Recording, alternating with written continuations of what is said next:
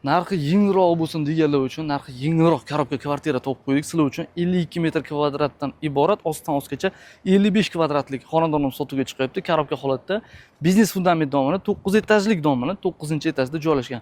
Bu tarafda Shirin madaniyat saroyi va asosiy yo'limiz joylashgan. Domimiz pishgan ishdan bo'lgan va markaziyga, ya'ni sentralniga ulangan. Duv konturni katyol qo'yib yurmaysizlar. Xo'p, uyimizda ichki tuzilishini ko'rib chiqamiz, ketdik. Uyimizda ichki tuzilishini tushuntiramiz. Asosiy eshik bu tarafda alohida yuvinish xonalari. Bu yoqda koridor qismi, bu tarafda asosiy xonamiz. Xonamizni ko'rishlaringiz mumkin. Kichkina emas. Buni ikkiga bo'lib, ikki xona qilib ishlatsalar bo'ladi.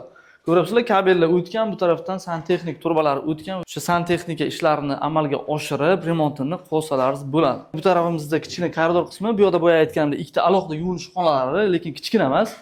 Normal remontini qilsalaringiz sizlarga bemalol bu uyimiz ikki xona bo'lib bera oladi. Bu yoqda demak kuxni garniturani o'rnatishga shart-sharoit bor. Kuxni ham kichkina emas ekan. Bu yoqda ovqatlanish uchun joy qilib qo'ysalaringiz ham bo'lar ekan. Bu yoqda o'zini tashqariga qaragan oynasi bor. Bu oynamiz bizani Shirin madaniyat saroyiga qarab turibdi. Asfalt yo'l o'tgan ostanovka bir qadam. Sizlar o'sha ichkaridan 1 kilometr, 2 kilometr yo'l oralab yurmaysizlar taksi qidirib. Lokatsiya zo'r, o'sha Shirin madaniyat saroyi to'g'risidagi biznes fundamentda domi kvadratini aytdik, 52 kvadrat metrdan iborat. Narxi 270 million so'mga baholandi. Yana ustiga kelib savdolashsalaringiz o'tib beriladigan joyi bor. Qisman ipoteka bo'ladi.